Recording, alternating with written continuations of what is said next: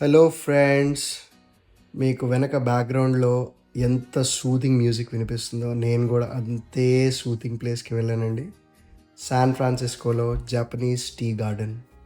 This is one of the wonderful places I have ever visited. Such a cool place.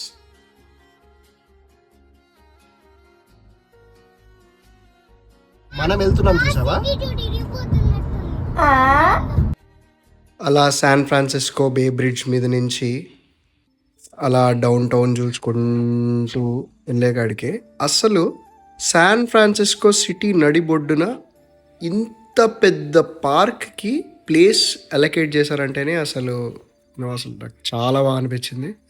మొత్తానికి Japanese గార్డెన్కి వచ్చేసాము. Car park చేసి మా పెద్దోడు full ఎక్సైట్మెంట్లో ఉన్నాడు. ఎందుకంటే వాడికి కుంఫు పాండా క్యారెక్టర్ అంటే చాలా ఇష్టం. అక్కడ కుంఫు పాండా ఉంటుంది అని చెప్పేకాడికే నవ్వుకుంటూ వచ్చాడు. తీరా చూస్తే ఇక్కడ లైన్ ఉంది. బాగానే కొంచెం సేపు వెయిట్ చేసి వెళ్ళే లోపు టపీ మన ఒక ఫోటో దిగితే పోలా అదిరిపోలా. సరే అని లోపలికి ఎంటర్ అయిపోయాము. వాడితో ఎంత బేరం ఆడినా జాకీ చాన్ సినిమాలు సబ్ టైటిల్స్ లేకుండా చూస్తా సార్ నేను.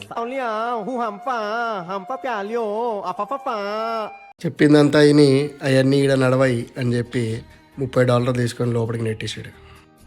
మావాడు చేపలు కనిపించగానే మనం పెన్నా నదిలో పైన ట్రైన్ పోతా ఉంటే బిళ్ళలు వేసేవాళ్ళం కదా, రూపాయి బిళ్ళలు, అట్లా వేసాడు అనమాట. ఇంకా ఈ జపనీస్ టీ గార్డెన్లో మొత్తము అన్ని మ్యాన్ మేడ్ పాండ్స్, ఇలా ఫిషెస్ వదిలేసి ఉంటారు. ఫిషెస్ మొత్తం పోతూ ఉంటాయి. ఆ వాటర్ ఫాల్ సౌండ్స్ అసలు చాలా సూదింగ్గా అనిపించింది.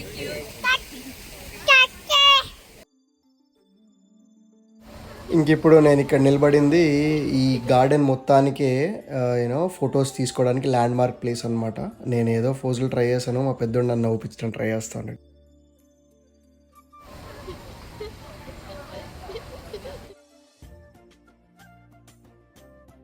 ఇంకా కొంతసేపు అలా గార్డెన్ చూసి one of the central parks in San ఫ్రాన్సిస్కోలో కూర్చుని మన కాఫీ మన స్టైల్లో కూర్చొని తాగితే ఆ కిక్కే వేరప్ప. ఏమంటారు? ఇంక అక్కడ గౌతమ్ బుద్ధ స్టాచ్యూ ఉండింది. ఆయన్ని చూసి కుంఫు పాండా టీచర్ అనుకుంటున్నాడు మావాడు.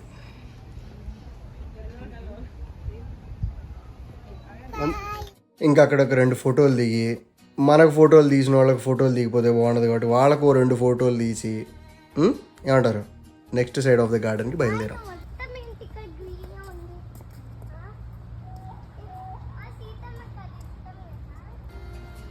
మా వాడు అమెరికా కదండి, అండమానికి తీసుకొని వెళ్ళినా కానీ ఏం చూసినా రామాయణంతోనే రిలేట్ చేసుకుంటాడు. ఇంకొంచెం ముందుకు పోతే ఇక్కడ వెరైటీగా ఒక బ్రిడ్జ్ ఉండిందండి, గండోలా బ్రిడ్జ్ అంట దీని పేరు. సరే బాగానే ఉంది కదా, ఫోటోలకు పనికొస్తుంది కదా అని ఎక్కాను, ఫోటోలు దిగేసాను. దిగిన తర్వాత అసలైన ఛాలెంజ్. ఇప్పుడు నన్ను చూస్తే నా అవస్థ మీకు అర్థమవుతుంది. వీడియో తీస్తున్నారని తెలీదు, అందుకని అంత అవస్థగా దిగి ఫైనల్గా తీస్తున్నారని తెలిసి స్టైలిష్గా ఎండ్ చేశాను. చూసారా? ఓవరాల్ ఎక్స్పీరియన్స్ మీరు నన్ను అడిగితే చాలా ప్రశాంతంగా అనిపించింది.